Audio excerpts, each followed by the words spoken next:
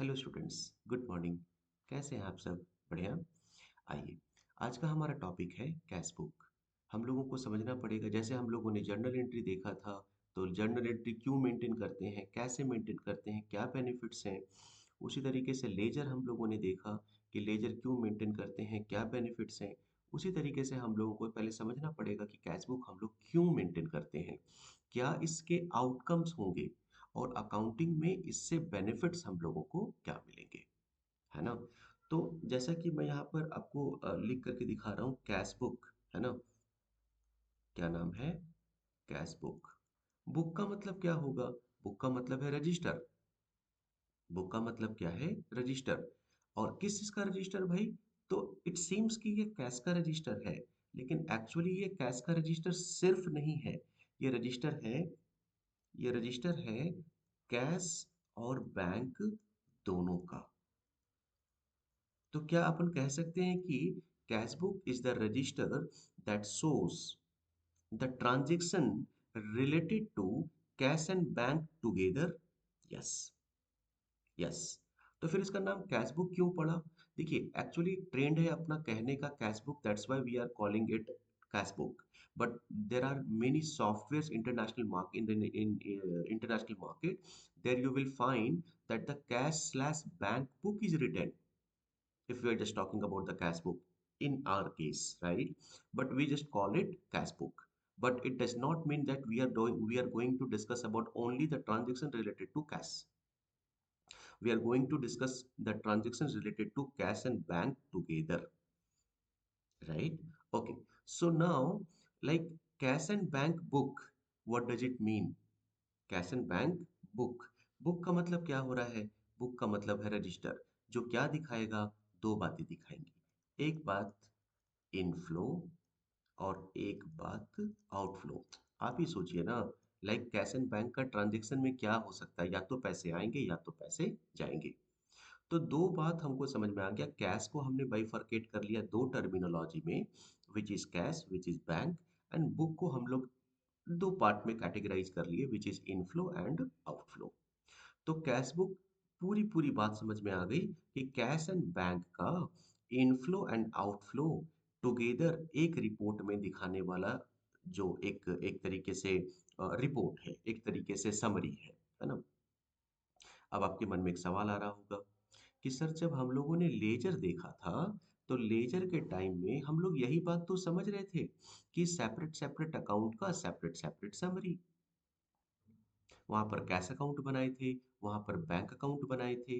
तो cash account बनाए थे तो कैश की समरी तो ऑलरेडी दिख रही थी, बैंक अकाउंट बनाए थे तो बैंक की समरी ऑलरेडी दिख रही थी।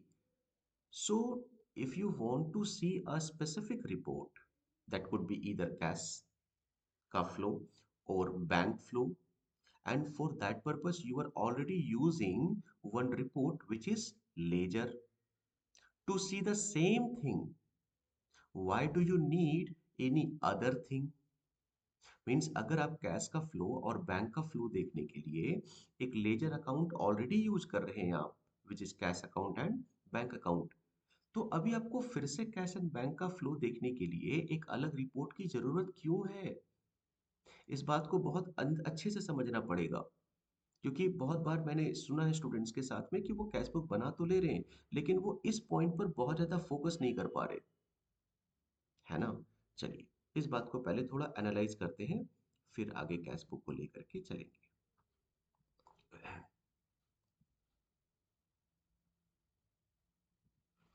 अब मेरे कहने का मतलब क्या है? आप मान लीजिए एक बिजनेस रन कर रहे हैं, ठीक है। ABC प्राइवेट लिमिटेड, ठीक है। वहां पर ऑफ कोर्स कैश का ट्रांजैक्शन तो होता ही होगा। कौन ऐसा बिजनेस है भाई जो कह सकता है कि हम लोग कैश यूज नहीं करते? ऑफ कोर्स करते हैं। अच्छा, बैंक में मान लीजिए, मैं फॉरेन एग्जांपल ले लेता हूँ, state Bank of India. Bank में मैं फॉरेन एग्जांपल ले लेता हूँ, एक्सिस बैंक। ऐसे कुछ कुछ बैंक्स के नेम दिए हुए हैं। भाई, बिजनेस अगर है तो दो दो बैंक अकाउंट, तीन बैंक अकाउंट बहुत कॉमन है। बिजनेस का साइज बड़ा होगा तो सारे ट्रांजैक्शन एक से थोड़ी हैंडल हो पाएंगे। दो अकाउंट, तीन अकाउंट रखते हैं, बहुत कॉमन फैक्टर है ये। इतना लाइक डिफिकल्ट वाला बात नहीं है। अब आप मुझे बताइए कि कोई ऐसा बिजनेसमैन होगा जो अपने बैंक एंड कैश के रिपोर्ट को बराबर एनालाइज नहीं करना चाहता होगा? ऑफ कोर्स करना चाहता होगा। तो उस लिहाजन अगर आप देखेंगे और अगर वो कैश एंड बैंक को एनालाइज करने के लिए लेजर पर डिपेंड होगा, तो how many reports the business management has to see? Three reports. One is cash, one is State Bank of India, one is Axis Bank. बात समझ आ रही है? तो इस हिसाब से देखिए, तो आपको थ्री रिपोर्ट्स देखने पड़ेंगे। एक इसका लेजर, ये डेबिट हो गया, ये क्रेडिट हो गया। हाँ, इसका भी डेबिट हो गया और क्रेडिट हो गया, इसका भी डेबिट हो गया और क्रेडिट हो गया। आप स्टूडेंट है ना? आप जरा सोचिए कि एक ही बार में आपको मैं तीन तीन किताबें दे दूं पढ़ने के लिए, कैसा लगेगा पढ़ने में? थोड़ा मैसी मैसी फील नहीं आएगा आपको? बात समझ में आ रहा है हम क्या बोल रहे हैं? लेकिन उसी तीन किताब के कंटेंट को कुछ इस तरीके से, सुंदर तरीके से, ऑर्गेनाइज तरीके से मैं एक किताब में आपको दे दूं, तो शायद आप ज़्यादा कन्वीनियंट फील करेंगे, ज़्यादा आप कंफर्टेबल फील करेंगे। उसी चीज़ की तो बात मैं कह रहा हूँ कि rather to see these three reports, we just want to compile all those stuffs in one report. So business management will focus in a single report and can see each and every transaction related to cash and bank. That is the benefit of cash book. Benefit number one. Benefit number two that we are going to discuss in just 5 to 10 minutes. बहुत important point है वो, लेकिन थोड़ा रुक करके, एक ही बार में नहीं। तो सबसे पहले एक बात तो समझना है कि कैशबुक एक सिंगल सॉरी मेरा मिस्टेक, हाँ, कैशबुक एक सिंगल रिपोर्ट आपको देने जा रहा है जिसमें ये सारे ट्रांजेक्शन्स होंगे। ठीक है? और अब अगर मैं कैशबुक यहाँ पर प्रिपेयर करूँ, आपको जान करके बहुत आश्चर्य होने वाला है कि इसके जो टेक्निकल प्रोसेस है ना, उसमें आप बहुत नया कुछ नहीं सीखने जाएंगे। क्योंकि मैंने क्या बोला कि we are just going to combine cash और and bank like ledger in a single report. तो ऑलरेडी आपको आता है कैसे लेजर बनाना है, तो कैशबुक में क्या ही नया आप सीखेंगे? बहुत थोड़ा, बहुत थोड़ा। लेकिन आप पूरी कैशबुक सीख जाएंगे, ये मेरा भरोसा रखिए। और अब देखेंगे कि ऐसे काम हो गया, एकदम ऐसे काम हो गया। ठीक है? आइए, तो कैशबुक के टाइम में सबसे पहले आप दो पार्ट में बांटिए, जैसे लेजर में बांटते थे, एक डेबिट का साइड और एक क्रेडिट का साइड। तो अभी समझिएगा। अच्छा, मैं एक काम करूं, यहाँ पर state Bank of India, axis bank, इसको मैं इरेज करके मैं एक बैंक का कॉलम सिर्फ ले लूं, ज़्यादा बढ़िया होगा मेरे लिए, है ना? इसको मैं यहाँ पर बैंक ले लेता हूँ, ताकि एक्चुअली स्पेस की थोड़ी कमी है ना, तो ज़्यादा कॉलम में बना नहीं पाऊंगा। ठीक है? अभी बैंक के अंदर में अगर तीन बैंक होंगे तो तीन बैंक का कॉलम बनेगा, अगर चार बैंक होंगे तो चार बैंक का कॉलम बनेगा। आइए, तो आप क्या करेंगे, कैशबुक में डेबिट साइड में एक ले लेंगे बैंक का कॉलम, एक ले लेंगे कैश का कॉलम, एक ले लेंगे बैंक का कॉलम, एक ले लेंगे कैश का कॉलम। अभी प्लीज उस पॉइंट पर जो बच्चे अगर कहीं पढ़े होंगे कि कैशबुक थ्री टाइप्स का होता है, single column, double column, triple column, बात करेंगे। मैंने कब मना किया बात नहीं करेंगे, लेकिन पहले माहौल तो बन जाए। पहले बातों को समझ तो जाए, जो मेन मेन यूटिलिटी है उसको पहले समझ तो ले, कैशबुक बनाने का, प्रिपरेशन करने का, लाइक समरी क्रिएट करने का प्रोसेस क्या है ना?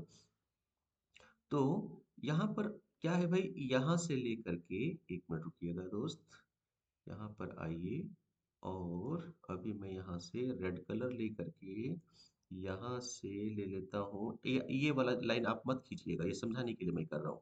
ये हो गया डेबिट, और यहाँ से लेकर के यहाँ वाला पार्ट हो गया क्रेडिट। तो आप क्या करेंगे जानते हैं? इस कैश बुक में यहाँ पर आप नाम लिखेंगे कैश, यहाँ पे आप नाम लिखेंगे बैंक, यहाँ पर आप लिखेंगे कैश, और यहाँ पे आप लिखेंगे बैंक। ये कैश का डेबिट यहाँ आ जाएगा, समझिएगा मेरी बात को। और कैश का क्रेडिट, इसे रुकिए, बैंक का डेबिट यहाँ आ जाएगा। मतलब दोनों अलग अलग लेजर का डेबिट वाला फिगर एक तरफ हो गया, और दोनों लेजर का क्रेडिट वाला जो फिगर है वो एक तरफ हो गया काम खत्म। वही तो मैं बोल रहा था कि दोनों को कंबाइन करके एक रिपोर्ट बनाना है। क्या तकलीफ है भाई इसमें? एक एक जगह हमको रिपोर्ट मिल जाएगा। बात समझ आ रही है? अच्छा, एक और बेनिफिट की हमने बात करी थी, उस बेनिफिट को थोड़ा सा भी अब समझिए पहले। जब भी आप कैश में लाइक ट्रांजेक्शन्स देख रहे हैं ना लेजर में, तो आप क्या देख रहे हैं कि ये आउटफ्लो होगा, ये इनफ्लो होगा, पैसा आ रहा होगा इधर और पैसा जा रहा होगा इधर। लेकिन जब पैसे बाहर जा रहे होंगे ना दोस्त, तो बहुत सारे पैसे बाहर किसी थर्ड पार्टी को जा रहे होंगे, और बहुत बार बहुत सारे पैसे आपके कैश अकाउंट से बाहर जा करके आपके बैंक अकाउंट में ही जमा हो जा रहे होंगे, और बहुत बार आपके बैंक अकाउंट से पैसे निकल करके आपके कैश में जमा हो जा रहे होंगे।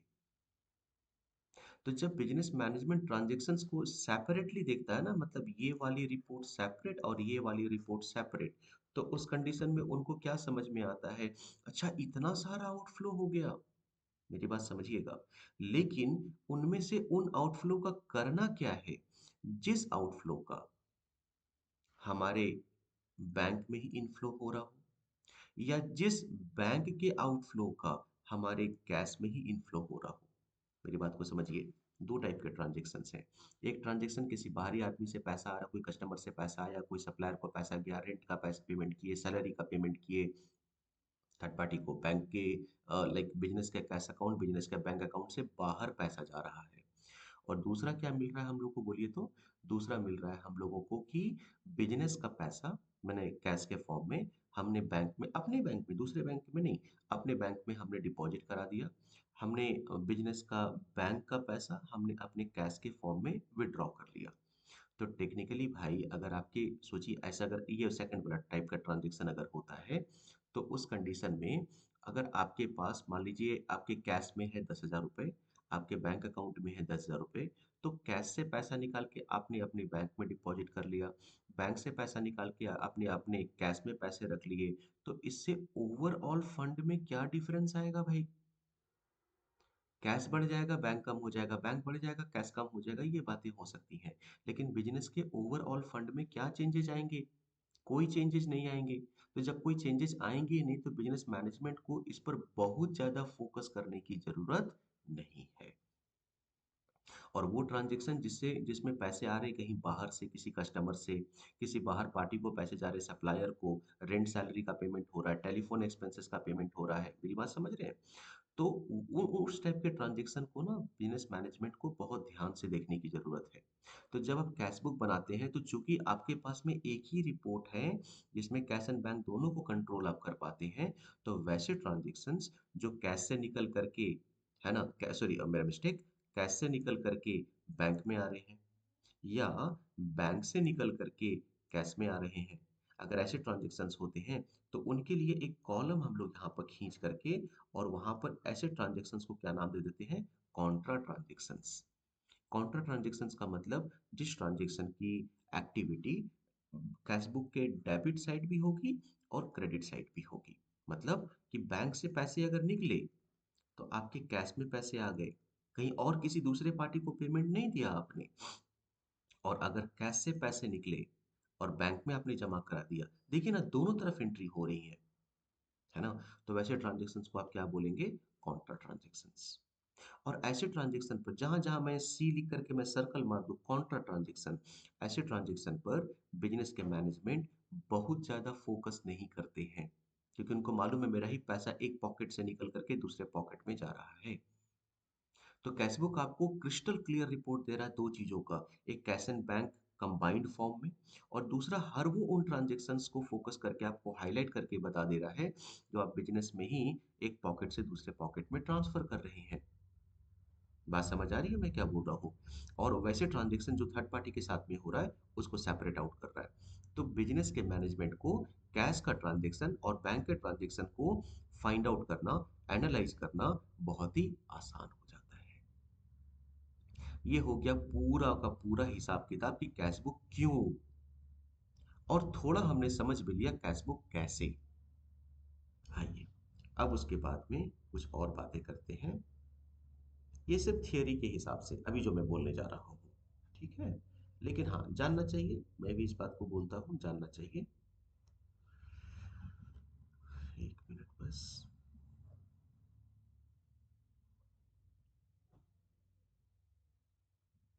As per theory, cash book actually categorised है थ्री कैटेगरीज में। कैश बुक जब आप बनाते हैं ना, तो कैश बुक कितने लाइक कैटेगरी में कैटेगराइज्ड है?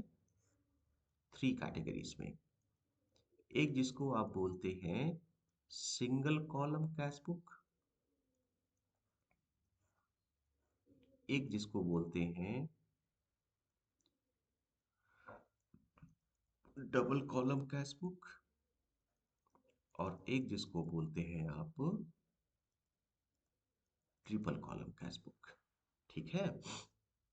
सिंगल कॉलम कैश बुक, इसका मतलब यहाँ जो कैश बुक आप बनाएंगे ना, उसमें डेबिट तरफ और क्रेडिट तरफ, ठीक है, लाइक आपका अमाउंट का सिर्फ एक ही कॉलम होगा। मतलब ये पार्ट हो गया आपका डिवाइडर, इधर हो गया डेबिट, इधर हो गया क्रेडिट। तो डेबिट तरफ और क्रेडिट तरफ सेपरेट सेपरेट बात करेंगे ना, जैसे इधर भी एक कॉलम होगा तो इधर भी एक कॉलम होगा, इधर दो कॉलम होगा तो इधर भी दो कॉलम होगा।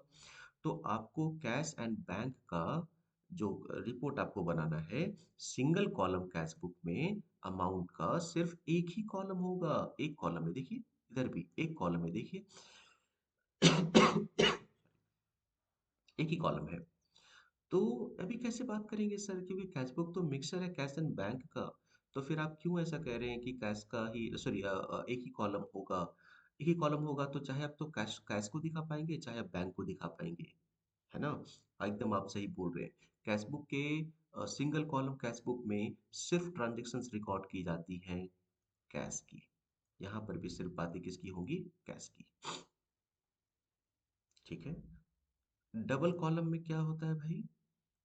डबल कॉलम में क्या होता है कि यहाँ पर दो कॉलम रहेंगे, यहाँ पे दो कॉलम रहेंगे। यहाँ पर किसका रहेगा? कैश का, यहाँ पर बैंक का। यहाँ पर किसका? कैश का, यहाँ पर बैंक का।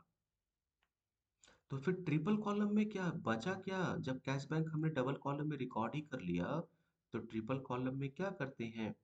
समझिएगा मेरी बात को। ये ट्रिपल कॉलम हो गया। एक क्या लेंगे? कैश, इधर भी लेंगे कैश। एक लेंगे बैंक, इधर भी लेंगे बैंक। एक लेंगे डिस्काउंट का। एक क्या लेंगे? डिस्काउंट का। डबल कॉलम और ट्रिपल कॉलम में बहुत ज्यादा रॉकेट साइंस का डिफरेंस नहीं है साहब। डबल कॉलम में कैश एंड बैंक को रिकॉर्ड करते हैं, ट्रिपल कॉलम में भी कैश एंड बैंक को रिकॉर्ड करते हैं। लेकिन ट्रिपल कॉलम में कैश और बैंक के साथ में हम लोग डिस्काउंट वाले पार्ट को भी रिकॉर्ड कर लेते हैं, कि अगर हमने 1000 रुपीज किसी से अगर रिसीव किया, और उस 1000 रुपीज को रिसीव करने के टाइम पे मान लीजिए अगर हमने 100 रुपीज का डिस्काउंट उनको ऑफर किया, तो डिस्काउंट भी उस ट्रांजेक्शन में इन्वॉल्व है। तो डिस्काउंट को भी उस ट्रांजेक्शन में आपको लिख लेना पड़ेगा। That's it.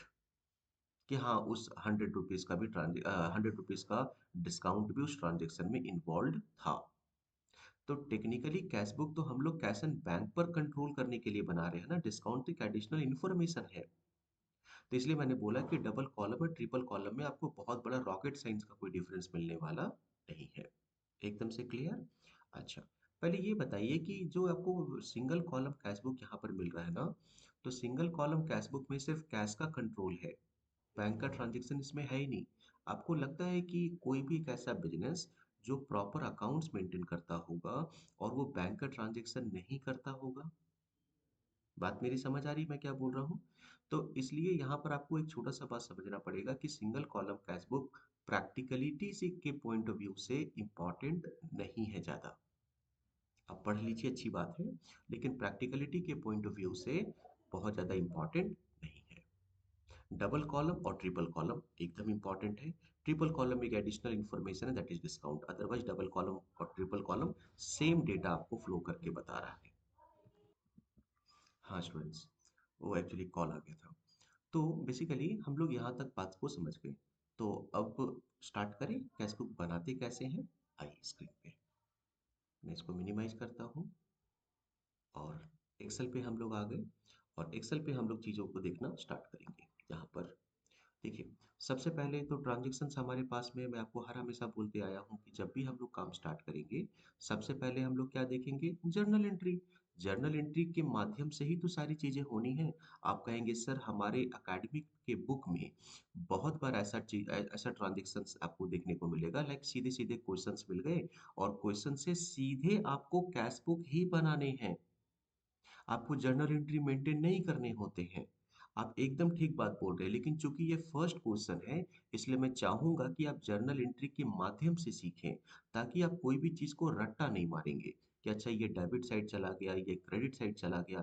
एक क्वेश्चन को जर्नल एंट्री के माध्यम से आप सीख लीजिए, फिर आप बाई प्रैक्टिस सीधे क्वेश्चंस को रीड करेंगे और कैश बुक में इम्प्लीमेंट कर लेंगे।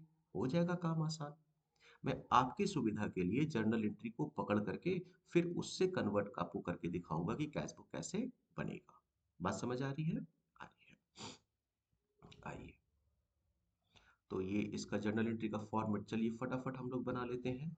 यहाँ पर डेट पकड़ लेते हैं हम लोग। यहाँ पर ले लिए पर्टिकुलर्स, यहाँ पे ले लिए डेबिट और यहाँ पे ले लिए क्रेडिट।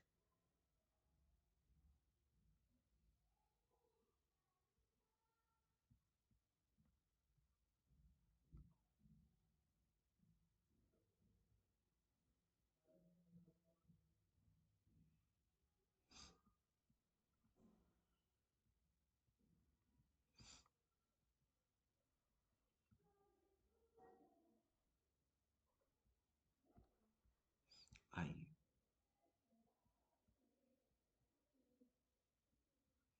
जर्नल एंट्री मेंटेन करते हैं। 5 मिनट लगेगा जर्नल एंट्री मेंटेन करने में। उसके बाद फिर आगे लेकर के हम लोग बातें करेंगे। तो सबसे पहले स्टार्ट करते हैं। अ, 1 मिनट रुकिए, तो इसको क्या करें, थोड़ा छोटा करें क्या? हाँ, यहाँ से भी काम आई थिंक हो जा रहा है। ठीक है, चलिए यहाँ से काम हो जा रहा है। अब यहाँ पर बोलता है started business with cash. Cash to capital, बहुत सिंपल वाली बात है। Cash account debit to capital account. ठीक है, 100,000 और यहाँ पर भी हो गया 100,000। फिर बोलता है purchase goods from X Y Z on credit. ये क्वेश्चन नंबर 1 था। आप यहाँ पर क्वेश्चन नंबर 2 मेंटेन करेंगे।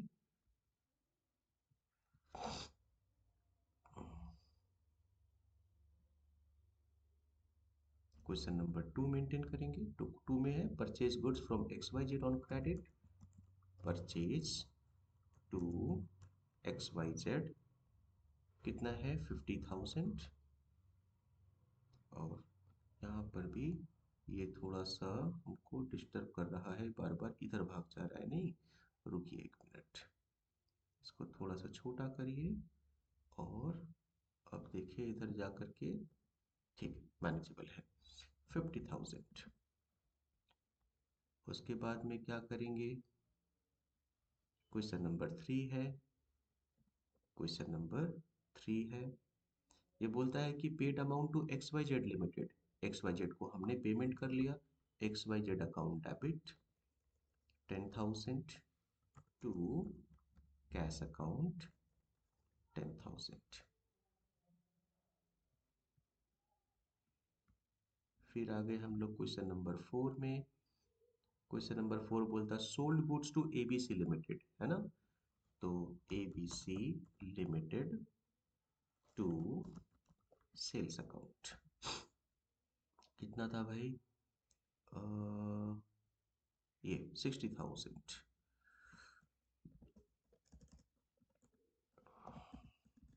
60,000।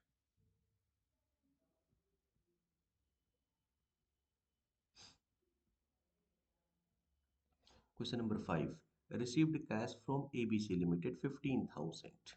ठीक है, क्वेश्चन नंबर 5 में आ गए हम लोग। Received cash from ABC limited, तो टू एबीसी लिमिटेड 15,000 एंड 15,000। ठीक है। आइए,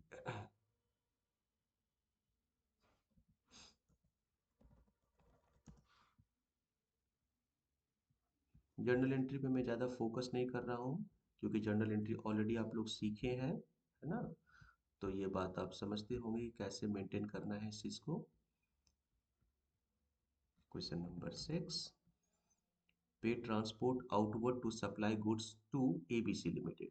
एबीसी लिमिटेड को सप्लाई देने के लिए हम लोगों ने ट्रांसपोर्टेशन का पेमेंट किया, ठीक है? तो ट्रांसपोर्ट आउटवर्ड टू कैश, कितना था क्वेश्चन नंबर 6 का? 1000, 1000, 1000। उसके बाद क्वेश्चन नंबर 7 में आइए, open a bank account by depositing cash. हम लोगों ने अगर बैंक अकाउंट ओपन किया, bank account debit to cash account, कितना रुपया है भाई? 10,000, 10,000।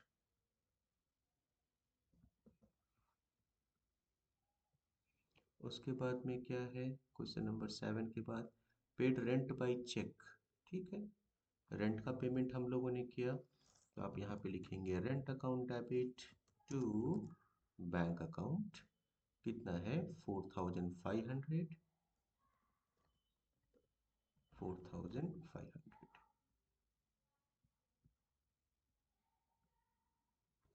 क्वेश्चन नंबर 9 में आ जाएंगे, received commission by cheque, bank account debit to commission received, कितना था? 4,000। मैं कुछ गलत लिखा हूँ शायद। Yes, paid rent by cheque 4,000 है। 4,000, 4,000, और कमीशन मैंने लिखा है यहाँ पर 4,500, 4,500, 4,500।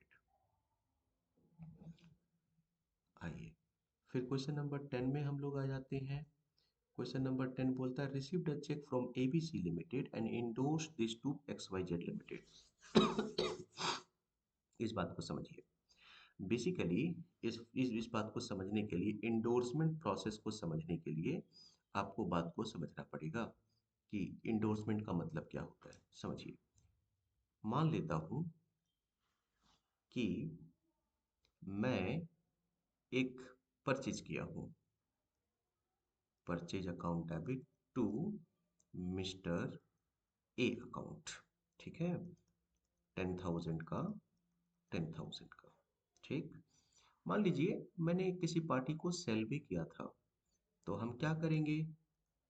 पार्टी का नाम लिखेंगे। मैं एग्जाम्पल अभी लिख देता हूँ, mister B account debit to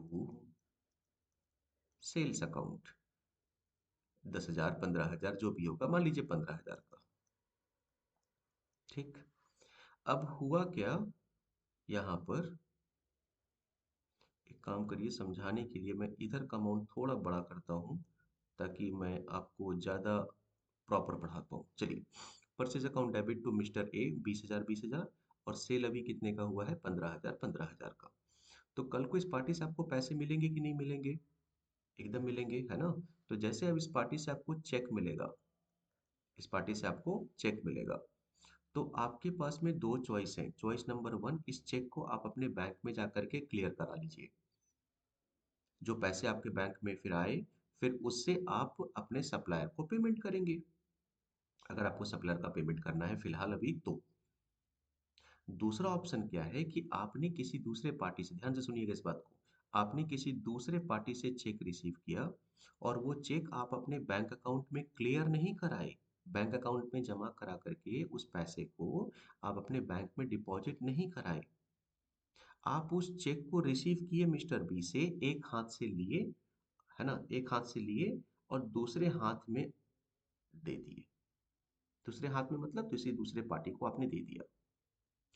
एक पार्टी से आपने चेक रिसीव किया, ध्यान से, एक एक एक एक पर्टिकुलर पार्टी से आपने चेक रिसीव किया, और चेक रिसीव करने के बाद में उस चेक को आप अपने बैंक अकाउंट में डिपॉजिट नहीं कराए, उस चेक को लेकर के आपने किसी दूसरे पार्टी को दे दिया। ले भाई, आपने सोचा कि अच्छा 15,000 का मेरे पास में चेक आ रहा है, पार्टी को तो पेमेंट करना ही था, तो क्यों हम क्लियर कराएं, क्लियर कराने के बाद में फिर वो पैसे हमारे बैंक में डिपॉजिट होंगे, फिर उसको हम लोग लाइक नया चेक इशू करेंगे मिस्टर ए को।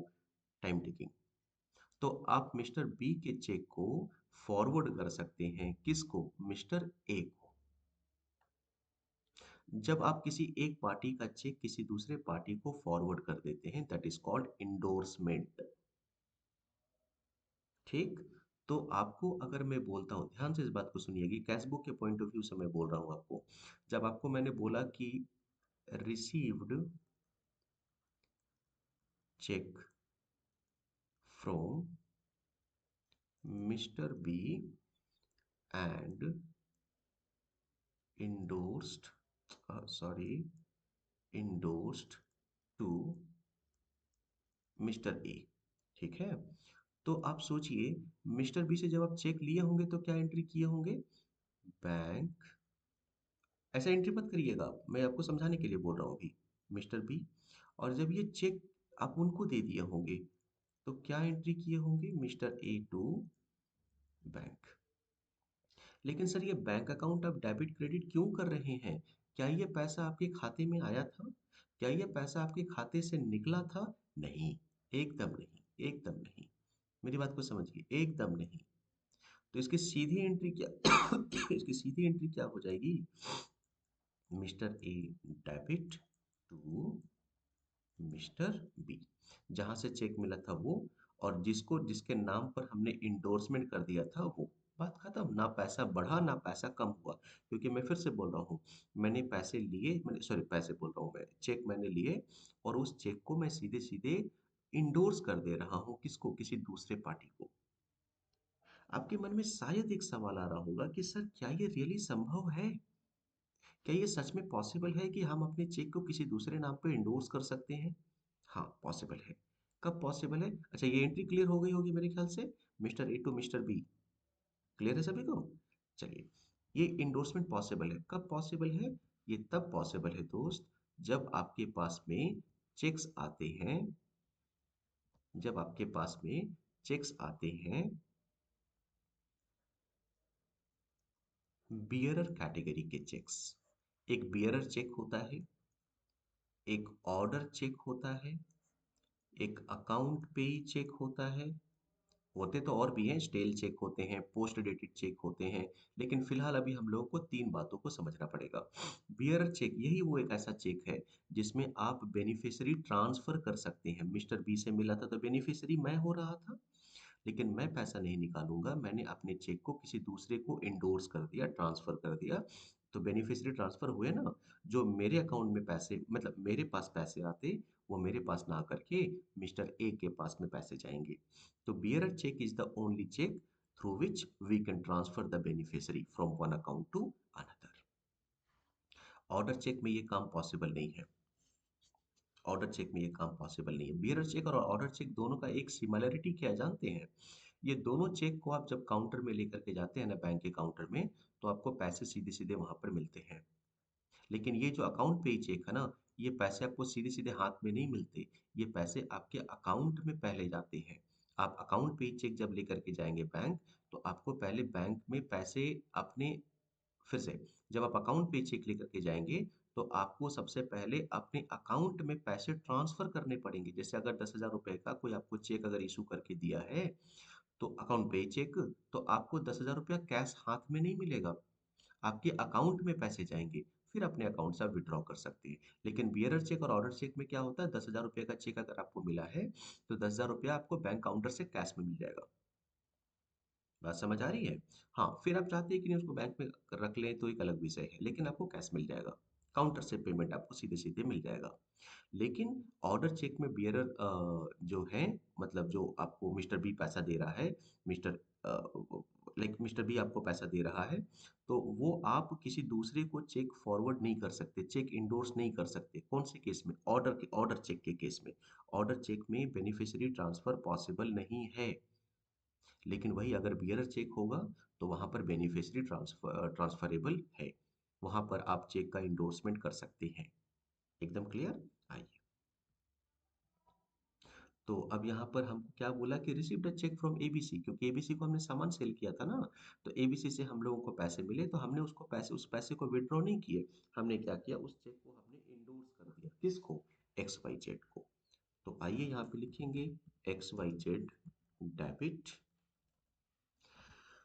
To ABC limited. X Y Z limited ही लिख लीजिए, अगर लिमिटेड लिखा हुआ है तो 10,000, 10,000।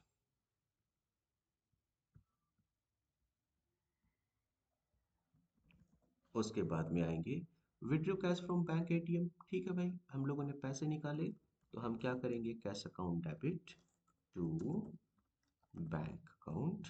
कितना अमाउंट था? 3,000, 3,000। फिर क्या बोला, received bank interest. Bank interest आपको मिला है, तो बैंक इंटरेस्ट अगर मिलेगा तो बैंक का बैलेंस बढ़ेगा आपका, है ना। तो बैंक को इंक्रीज कर दीजिए टू बैंक इंटरेस्ट। ये आपका कितना है भाई, 1,000, 1,000। ठीक है। उसके बाद में पॉइंट नंबर 13, इसको आप देख रहे हैं क्या, बैंक चार्जेस। अच्छा, बैंक चार्जेस लग गए 500 के। ठीक है, जैसे एटीएम होता है, चेक बुक चार्जेस होते हैं, है ना, बहुत सारे चार्जेस होते हैं जो बैंक्स लेती है हमसे, छोटे छोटे चार्जेस। तो बैंक अगर लेगी तो क्या होगा, बैंक अकाउंट कम हो जाएगा, बैंक का बैलेंस कम हो जाएगा। तो bank charges account debit to bank account. यहाँ तक हो गया। अच्छा, उसके बाद में बोलता है कि purchase a plant for cash. हम लोगों ने एक प्लांट परचेज किया, करते हैं भाई। तो प्लांट टू, अच्छा नेक्स्ट क्वेश्चन से जब हम लोग बात करेंगे, तो क्या लगता है आपको कि मैं फिर से हर का जर्नल एंट्री कराने जा रहा हूँ? एकदम नहीं, एकदम नहीं। जर्नल एंट्री के बिना आप डायरेक्टली कैश बुक के बारे में सोचेंगे, है ना। चलिए, फिर बोलता है ओ, यहाँ पर देखिए क्या बोलता है क्वेश्चन नंबर 15 में। बोलता है कि X Y Z informed us. X Y Z को चेक दिए थे ना हम लोग, देखिए तो ये endorse to X Y Z ABC से चेक लिए थे, और एक्स वाई जेड को चेक हम लोगों ने दे दिया था। ठीक है। फिर यहाँ पर बोलता है कि X Y Z informed us that cheque is dishonoured and we inform the same to ABC limited. X Y Z बोलता है कि अरे तुम्हारा चेक लेकर के हम बैंक तो गए थे, लेकिन बैंक से पैसे नहीं निकल पाए, हो सकता है इनसफिशिएंट बैलेंस नहीं हो, जो भी एक्स वाई जेड कारण हो, लेकिन जो चेक बाउंस कर गया। तो चेक बाउंस कर गया, तो मैं अपनी लायबिलिटी को सेटल डाउन किया था। यहाँ पर देखिए, जब चेक हम किसी को इशू किए थे, किसी का लिया हुआ चेक किसी को इशू किए थे, तो ये एंट्री किए थे। अरे वो काम ही नहीं बना है, वो काम ही नहीं बना है, तो इस एंट्री का तो कोई मतलब बचा नहीं, फिर चेक ही बाउंस हो गया है। तो जब इस चेक के कारण से ये एंट्री का इम्पैक्ट डाले थे, वो चेक ही जब खत्म हो गया, तो इस एंट्री को भी खत्म करो। कैसे खत्म करोगे, जो क्रेडिट किए थे उसको डेबिट कर दो, जो डेबिट किए थे उसको क्रेडिट कर दो। बात समझ आ रही है हम क्या बोल रहे हैं? तो क्या करेंगे, A B C limited to X Y Z limited. Amount same रहेगा। बात समझ आ रही है?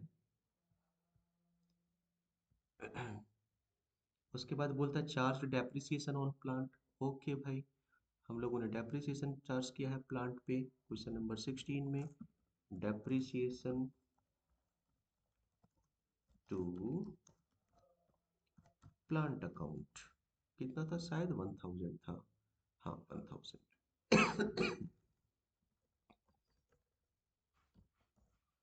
आइए, मेरा आपको सजेशन रहेगा दोस्त कि आप जर्नल एंट्री पहले देखिएगा। आपको शायद लग रहा होगा वीडियो थोड़ी लंबी जा रही है, जाने दीजिए। आप कल को रट्टा कोई चीज नहीं मारेंगे, इसके लिए स्टार्टिंग में आपको थोड़ा मेहनत करना पड़ेगा। बात सीधी है बट कड़वी है ना। नहीं, कैसा उल्टा मैं बोल दिया, बात कड़वी है मगर सीधी है। Okay. Transferred fund from company's bank account to supplier X Y Z bank account. Okay. X Y Z supplier को हम लोगों ने 1,000 रुपये का पेमेंट किया, किससे? कंपनी के बैंक अकाउंट से। Transferred fund from company's bank account to supplier X Y Z bank account. तो ठीक है भाई, हम लोग यहाँ पर 17 नंबर में गए, एक्स वाई जेड को हमने पेमेंट किया, X Y Z limited to अपना बैंक अकाउंट 1000, पता नहीं देखना पड़ेगा कितना था, 1000 की कितना था, 1000। तो साहब हम लोगों ने जर्नल एंट्री मेंटेन कर लिया। अब क्या करना है?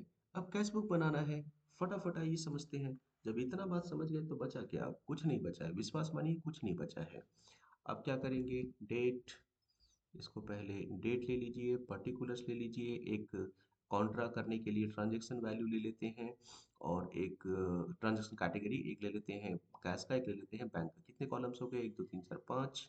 ठीक है। और इधर भी ले लेते हैं 1 2 3 4 5। आइए, लेने के बाद इसको यहाँ पर थोड़ा बॉर्डर सॉर्डर डाल दें। ओ ओ,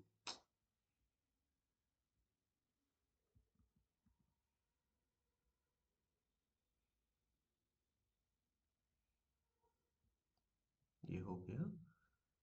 और इसके बाद में पर्टिकुलर्स,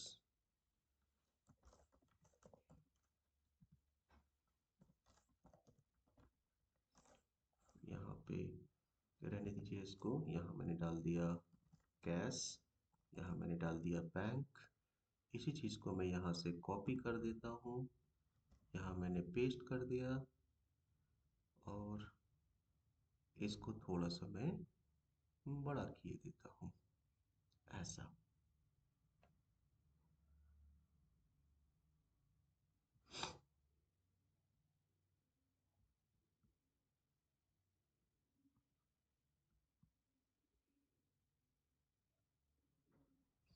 चलिए, हो गया काम। फॉर्मेट जो बनाना था वो बन गया है। यहाँ पे छोटा सा कीजिए, इसको डिवाइडर बना दीजिए यहाँ से, और यहाँ से काम करना हम लोग स्टार्ट करेंगे।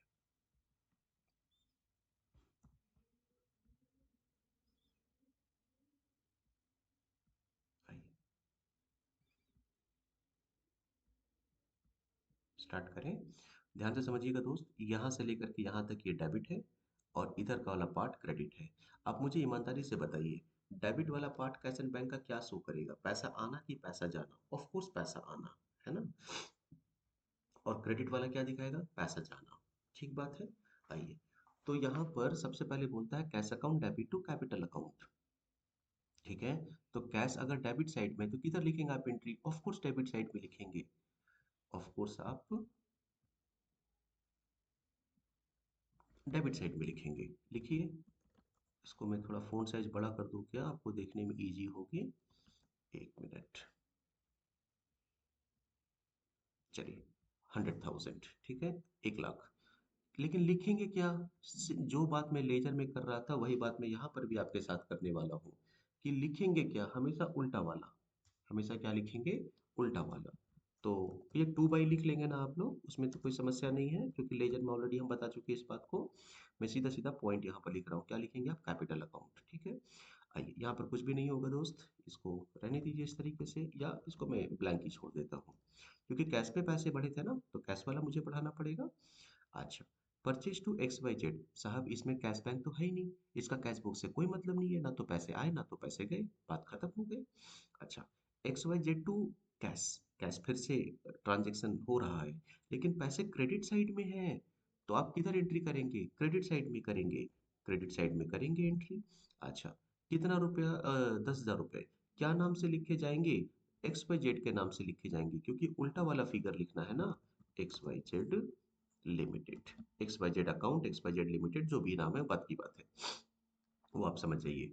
उसके बाद में क्या बोलता है? A B C limited to sales. इसका भी कैश बुक से कोई मतलब नहीं है ना, कोई मतलब नहीं है। ठीक है। उसके बाद में इसमें आइए, cash account debit to ABC limited, cash account debit side में है, आप डेबिट साइड एंट्री करेंगे, और यहाँ पर आप लिखेंगे क्या नाम? ABC limited. ठीक है। अच्छा, उसके बाद में ये हो गया काम। ये वाला काम देखिए, इसमें बोलता है ट्रांसपोर्टेशन आउटवर्ड टू कैश, आपने कैश का पेमेंट किया, तो क्रेडिट साइड में गया कैश, पैसे जा रहे हैं क्या नाम से भाई, तो ट्रांसपोर्टेशन के नाम से, ट्रांसपोर्ट आउटवर्ड, आउटवर्ड के नाम से, ठीक है। उसके बाद में आइए bank account debit to cash account, आया ना एक ट्रांजेक्शन, जो हमारे ही पैसे हमारे बैंक अकाउंट में जा रहे हैं। तो कैश देखिए, सबसे पहले यहाँ पर बैंक डेबिट हो रहा है, तो आप डेबिट लिखिए बैंक के साइड में, डेबिट वाले फिगर में लिखिए बैंक का, क्वेश्चन नंबर 7 में डिस्कस कर रहा हूँ आपके साथ में, है ना। तो आप यहाँ पर क्या देख रहे हैं कि बैंक जो है वो डेबिट हो रहा है, तो बैंक को डेबिट में लिखिए ना। क्या नाम से, क्यों डेबिट हो रहा है, कैश के कारण से। चूंकि हमने बोला था कि कैश बुक जिसमें हम लोग बैंक और कैश दोनों पर कंट्रोल करेंगे, और इस एंट्री में बैंक और कैश दोनों इफेक्टेड है, तो दोनों का इफेक्ट आपको लिखना पड़ेगा। तो बैंक आप डेबिट में लिखे, लगे हाथ आपको कैश क्रेडिट भी देखना पड़ेगा ना। बैंक डेबिट हुआ है तो डेबिट तरफ आपने एंट्री किया, कैश क्रेडिट हो रहा है तो कैश का क्रेडिट साइड भी तो एंट्री करोगे। तो कैश क्रेडिट हो रहा है, कैश आप क्रेडिट साइड लिखेंगे, 10,000। क्यों कैश क्रेडिट हुआ भाई, बैंक के कारण से, क्योंकि लिखते हमेशा उल्टा है। लेकिन ऐसे ही ट्रांजैक्शन तो हैं जिससे बिजनेस के मैनेजमेंट को बहुत ज़्यादा फर्क नहीं पड़ेगा, क्योंकि पैसे एक पॉकेट से दूसरे पॉकेट में जा रहे हैं। तो आप यहाँ पर क्या करेंगे, यहाँ पर डाल देंगे सी, और यहाँ भी क्या डाल देंगे, सी। बात समझ आ रही है, क्योंकि ऐसे ट्रांजेक्शन को क्या बोलते हैं, कॉन्ट्रा ट्रांजेक्शन। क्या बोलते हैं, कॉन्ट्रा ट्रांजेक्शन्स, ठीक है। कॉन्ट्रा ट्रांजेक्शन्स, बिजनेस मैनेजमेंट इस ऐसे ट्रांजेक्शन पर बहुत ज़्यादा फोकस नहीं करने जा रहा। आइए, कहाँ तक हम लोग देखे, यहाँ तक देखे। उसके बाद में क्या करेंगे, rent account debit to bank account, 4,000 4,000 bank credit हो रहा है, लिखिए भाई बैंक क्रेडिट 4,000। क्यों हो रहा है, रेंट के कारण से, लिखिए रेंट अकाउंट। उसके बाद में आइए दोस्त, यहाँ पर bank account debit to commission, bank account debit हो रहा है 4,500, आप लिखेंगे यहाँ पर 4,500। क्यों हो रहा है, कमीशन के कारण से।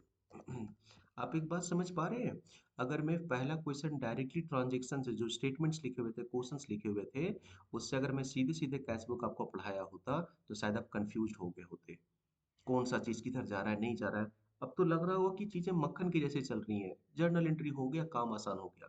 अब चूंकि आपको हैबिट हो जाएगा, तो आप नेक्स्ट क्वेश्चन को सीधे सीधे क्वेश्चन से ही ट्रांजेक्ट करने की कोशिश करेंगे। अच्छा, ये वाली एंट्री देखिए, X Y Z account debit to ABC limited. भाई साहब, इसमें ना चेक आपको जरूर मिले थे एबीसी से, लेकिन वो चेक आपने अपने अकाउंट में डिपॉजिट किया था क्या, आपका बैंक बैलेंस बढ़ा था क्या, नहीं, आप वो चेक को सीधे सीधे इंडोर्स कर दिए थे एक्स वाई जेड को। हाँ, ऐसा होता, एक थोड़ा सा ना कंफ्यूजन हो सकता है दोस्त आपके मन में, समझिएगा बाबू आप लोग। क्या, कि मान लीजिए आज आपने चेक रिसीव किया, आपको क्वेश्चन में बस इतना ही बोला, रिसीव्ड चेक फ्रॉम एबीसी, ठीक है, रिसीव्ड चेक फ्रॉम एबीसी, आगे नहीं बोला इंडोर्समेंट के बारे में, इतना बोल के छोड़ दिया। तो फिर आपको सपना तो नहीं आया कि आप इसको इंडोर्स करेंगे, तो उस समय हम क्या करेंगे, bank account debit to ABC कर लेंगे। और मान लीजिए 2-3 क्वेश्चन के बाद में आपको बोलता है कि the cheque what we have received from ABC has been endorsed to X Y Z. तो वहाँ पे क्या करेंगे, X Y Z to bank account करेंगे, आप वहाँ करना पड़ेगा अलग अलग से। जब आप एबीसी से रिसीव किए थे तो क्या एंट्री करेंगे, bank account debit to ABC limited. और जब 2-3 क्वेश्चन के बाद, 4-5 क्वेश्चन के बाद आपको अलग से बोलता है, अच्छा अच्छा अच्छा, the cheque what we have receive from ABC has been endorse to X Y Z. तो अभी आपको उस समय तो बैंक डेबिट कर दिए थे ना, तो अभी क्या करना पड़ेगा, इधर बैंक को क्रेडिट करना पड़ेगा, माने X Y Z account debit to bank account. लेकिन मैंने एक लाइन में ही बोल दिया था, इसलिए वहां पर बैंक का कोई मतलब नहीं बन रहा था। ओके, फिर क्या बोलते, इसका एंट्री हम लोग कैश बुक में नहीं चढ़ाएंगे। फिर उसके बाद इसका क्या करना है, हम लोगों को कैश निकालना था पैसे, अच्छा यहाँ मैं 30,000 लिख दिया था क्या, एक मिनट। तो यहाँ पर cash account debit to bank account हमने किया, तो कैश डेबिट हो रहा है भाई, तो डेबिट साइड एंट्री करो, कैश को लिखो डेबिट साइड 3,000। क्या नाम से, बैंक के नाम से, बैंक के नाम से, है ना। और यहाँ पर बैंक क्रेडिट हो रहा था, पैसे निकल रहे थे बैंक से, 3,000 क्या नाम से, कैश के नाम से। ये भी कॉन्ट्रा ट्रांजेक्शन हो गए दोस्त, क्योंकि यस में भी पैसे एक अकाउंट एक पॉकेट से दूसरे पॉकेट में जा रहा, किसी थर्ड पार्टी को पैसे हम लोग नहीं दे रहे हैं, बैंक से बस पैसे निकाल रहे थे। ठीक है। ये हो गया। फिर बोलता है bank to bank interest. Bank का बैलेंस बढ़ रहा है, डेबिट हो रहा है 1000, क्या नाम से? बैंक इंटरेस्ट के नाम से। यहाँ पर आप आएंगे 1000, और यहाँ पर आप क्या लिखेंगे? Bank interest. फिर bank charges to bank, bank charges लग रहे हैं आपके, बैंक अकाउंट कम हो रहा है, कम करिए 500, क्या नाम से? बैंक चार्जेस के नाम से। कारण तो देना पड़ेगा, वो हमने दे दिया। फिर उसके बाद में प्लांट टू कैश, कैश कम हो रहा है 10,000 से, क्या नाम से? प्लांट के नाम से। आइए यहाँ पर कैश क्रेडिट कर लीजिए यहाँ पर, और यहाँ पर हमने कर दिया प्लांट अकाउंट। फिर उसके बाद में बोलता है, कहाँ गया ये वाली एंट्री? फिर बोलता है एबीसी लिमिटेड। अच्छा, वो चेक जो बाउंस कर गया था ना, डिसऑनर हो गया था, तो उस कारण से हमने जो मेरे पास जो चेक पड़ा हुआ, सॉरी, जो हमने एबीसी को चेक दिया था, वो बोल दिया कि जो है सो नहीं, नहीं एबीसी को नहीं जी, शायद एक्स वाई जेड को चेक हमने दिया था, हाँ। तो हम उन्होंने बोल दिया कि भाई देखो वो चेक तुम्हारा बाउंस कर गया, तो जो एंट्री हम लोगों ने डाली थी उसको हमने रिवर्स कर दिया था यहाँ पे, है ना। तो जब रिवर्स कर दिया तो उससे भी तो हमारे बैंक के बैलेंस में तो कोई फर्क पड़ा नहीं। मेरे मेरे सप्लायर ने मुझे जानकारी दिया और हमने क्या किया, अपने कस्टमर को जानकारी दे दिया, बात खत्म। तो इसका भी कैश बुक से कोई लेना देना नहीं है। उसके बाद में बोलता है डेप्रिसिएशन टू प्लांट, इसमें भी कहीं कैश बुक, कैश या बैंक इन्वॉल्व नहीं है, कुछ नहीं करेंगे। यहाँ पर हम लोगों का X Y Z to bank है, मतलब बैंक इफेक्टेड है यहाँ पर, तो बैंक क्रेडिट साइड एंट्री करेंगे by the name of X Y Z limited.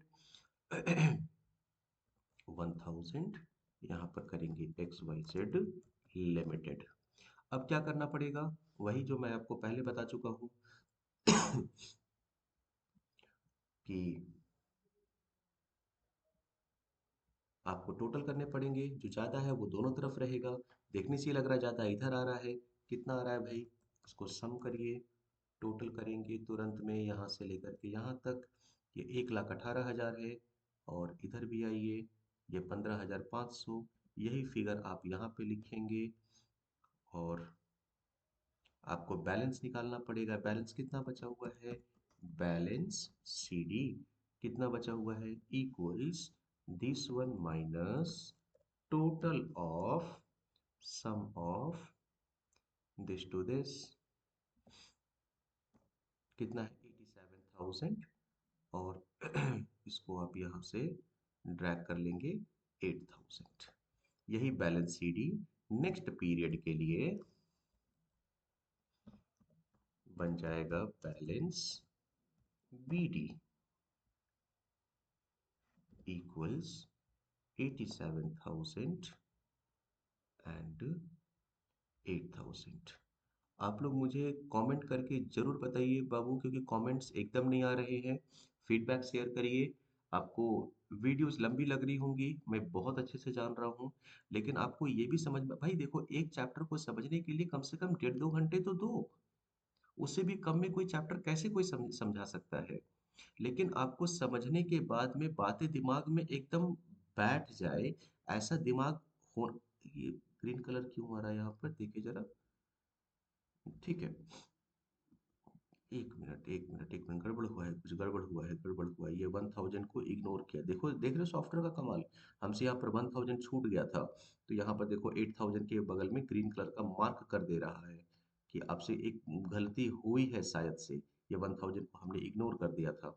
चलिए तो आप बेसिकली कमेंट करिए, फीडबैक दीजिए, और बताइए कि क्या चीज़ें चली, कैसे चली, आपको वीडियो कैसा लगा, कुछ नया समझ में आया, क्रिस्टल क्लियर इन्फॉर्मेशन मिला या नहीं मिला। मेरा मेन अचीवमेंट तब होगा वीडियो बनाने का, जब आपके पास में इंफॉर्मेशन एकदम शांत मोड से धीरे धीरे बात को एकदम दिमाग में मैं सेट करा पाऊँ कि क्या बेनिफिट है, क्यों बेनिफिट है, कैसे हो रहा है, नहीं हो रहा है ना।